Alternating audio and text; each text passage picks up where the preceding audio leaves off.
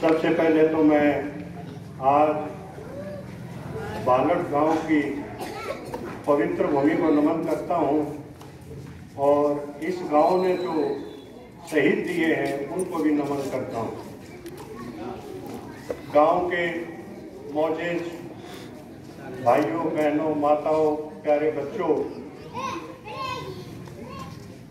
आज सबसे पहले तो मैं शहीद उधम सिंह को भी अपनी ओर से श्रद्धांजलि देता हूं और हरियाणा का जो विशेष योगदान स्वतंत्रता आंदोलन में और इस आज़ादी को कायम रखने में जो योगदान रहा है, अमूल्य है, उसके लिए भी मैं सभी अपने प्रदेशवासियों को बधाई देता हूं। प्रदेश के शहीदों के बारे में तो शहीद किसी जाति, धर्म या किसी गांव प्रदेश के नहीं होते हैं। शहीद तो जैसा कि भाई ने बताया था कि जिनमें देशभक्ति की भावना कूट कूट कर भरी हुई हो, वही लोग शहीद का दर्जा प्राप्त करते हैं। मैंने 7 साल अंडमान निकोबार आइलैंड में अपनी सेवाएं दी, जिसको काला पानी कहते हैं, और काले पानी की सजा होती थी।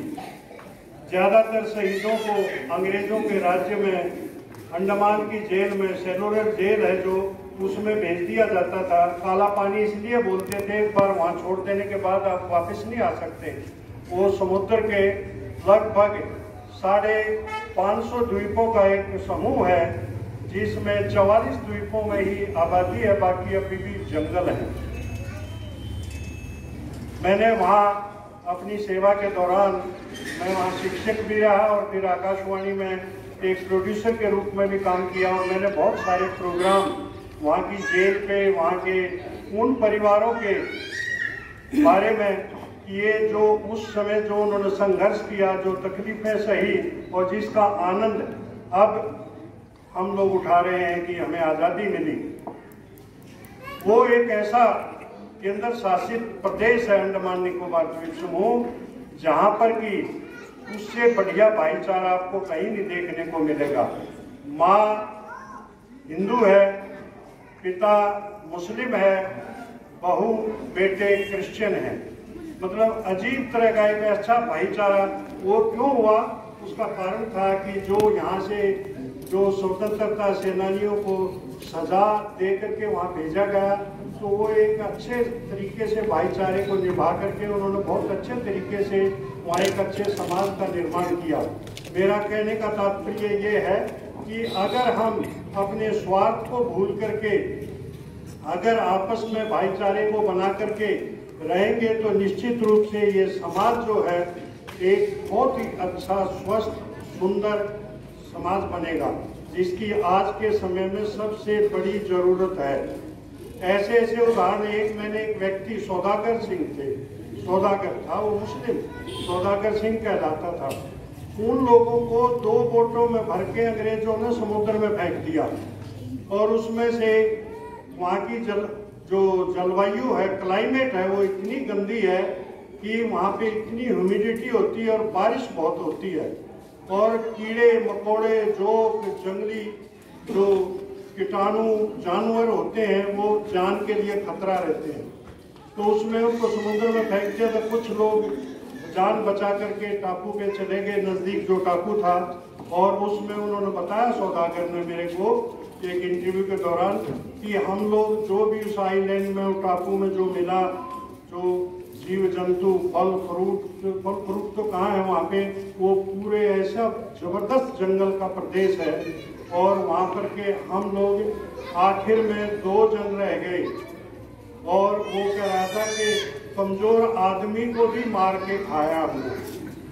जो कहते हैं कि कैनिबल, जो मनुष्य को खा जाए, वो कहते जहर होकर के मर जाता है, लेकिन वो बंदा जिंदा था और मैंने उसका साक्षात्कार इंटरव्यू किया। तो ऐसे लोगों को हमें नमन करना चाहिए। वहाँ 44 लोगों को खड़ा करके जापानी सेनाओं ने भून दिया था। 7 स्वतंत्रता सेनानियों को अंग्रेजों की सेना ने उनको फांसी पे लटका के परिवार के सामने। तो ऐसे ऐसे वहाँ हमें वो देखने को मिले उनका दृष्टांत कि उनको देख के रूह कांपने लग जाती है। तो ऐसे लोगों को, ऐसे शहीदों को, ऐसे मेरे देश के सेनानियों को, ऐसे जबरदस्त जज्बे वाले लोगों के लिए मैं अपनी ओर से नमन करता हूं, उनको श्रद्धांजलि देता हूं। अगर हम इस तरह के जज्बा अपने बच्चों को इनके बारे में बताएं तो 2 मिनट और लेकर के अंडमान निकोबार द्वीप समूह, जिसको काला पानी कहते हैं, उसके बारे में बताऊंगा, जो एक विचित्र तरह की जानकारियां हैं वहाँ के बारे में। हिंदुस्तान में एक ही ज्वालामुखी है जो कि वहाँ बैरन आइलैंड में है, अभी जिंदा ज्वालामुखी है।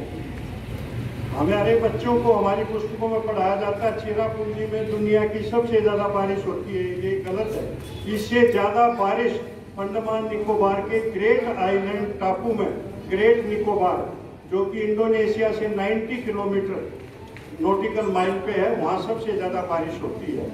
और हिंदुस्तान का सबसे पहला लकड़ी का मिल जो है चाथम शाह मिल, वो 1890 के आसपास अंग्रेजों ने वहाँ स्थापित किया था। इसके अलावा वहाँ की सेलुलर जेल, उस जेल का जो देखा तो तोड़ दिया उन्होंने काफ़ी हिस्सा उसको। एक ही जो चौकीदार है, पहरेदार है, वो 7 विंग ऐसे बना रखे थे जेल के, 3 मंजिली बिल्डिंग का, और उसका सारा मटेरियल रंगून, बर्मा, म्यांमार जिसको बोलते हैं आजकल, वहाँ से लाया जाता था।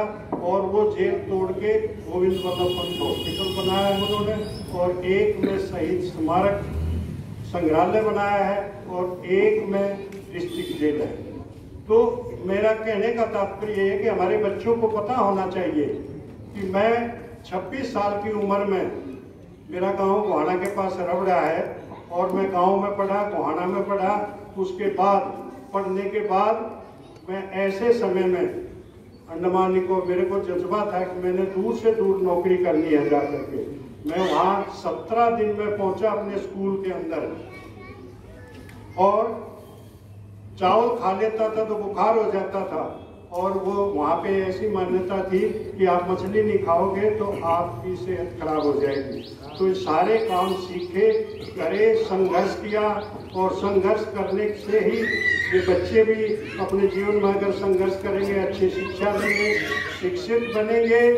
जैसा कि भीमराव बाबा अंबेडकर जी ने हमें संदेश दिया था, संगठित हो, शिक्षित बनो, संघर्ष करो, तो निश्चित रूप से आपके जीवन में बदलाव आएगा। मैं अंदर देख रहा था, बहुत अच्छा एक कोटेशन यहाँ लिखी हुई थी, हम पशुओं से तो प्यार करते हैं, स्पर्श करते हैं, उनको छूते हैं, और आदमी से परहेज रखते हैं। तो ये दोगलापन हमारे समाज में, हमारे प्रदेश में नहीं चलेगा। ये भीमराव, भारत रत्न भीमराव अंबेडकर जी का बहुत ही सुंदर संदेश है। उनकी पढ़ी हुई, उनकी लिखी हुई चीजें हर एक जीवन के पक्ष में उन्होंने लिखा है, और अपने जीवन में उन्होंने ढाला, और एक बहुत अच्छा हमें भी संदेश दिया। अगर हम उस संदेश को अपने जीवन में डालेंगे, रखेंगे, तो निश्चित रूप से हम आगे बढ़ेंगे। और शिक्षा तो बहुत ही जरूरी है, शिक्षा के बगैर तो कुछ भी नहीं है संभव। और जो हमारे परिवार टूटते जा रहे हैं, हमारे so called Facebook, Instagram, Twitter और व्हाट्सएप पे हजारों हमारे दोस्त हैं, और मेरे पड़ोस से, मेरे वाले पड़ोसी से मेरी बात नहीं होती है। तो इस तरह का दोगलापन जीवन में कभी नहीं चलेगा। और निश्चित रूप से हम लोग अपने परिवार में, बड़े बुजुर्गों का भी एक दायित्व है, जिम्मेदारी है कि बच्चों को संस्कार दें। और कल हमारा त्यौहार है तीज का, सावन का सबसे बड़ा त्यौहार है, उसके लिए भी मैं आपको बधाई देता हूँ और शुभकामनाएं देता हूँ। और बच्चों को इसके बारे में अपने जो रीति रिवाज हैं, जो हमारा रहन सहन है, खान पान है, वेशभूषा है, उसके बारे में हम जानें। कल 11 बजे से 3-4 घंटे का प्रोग्राम हम लोग अंतर्राष्ट्रीय तीज महोत्सव मना रहे हैं।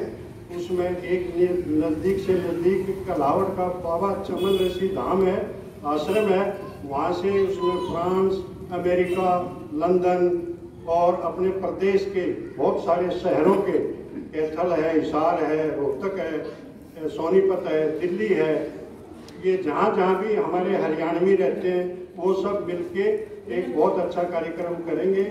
आप बच्चों को भी दिखाएं, आप खुद भी देखें और त्योहारों के और शहीदों के बारे में विशेषकर जिन्होंने अपने जीवन की जो हमें बलिदान देकर सुंदर हमारी आज़ादी की एक भेंट दी, उसके लिए भी मैं आप सबको बधाई देता हूं और शहीद उधम सिंह जी को पुनः प्रणाम करता हूं, नमन करता हूं और आप सभी को पुनः तीज की सुंदर सुंदर बधाई और शुभकामनाएं। धन्यवाद। जय हिंद। राम।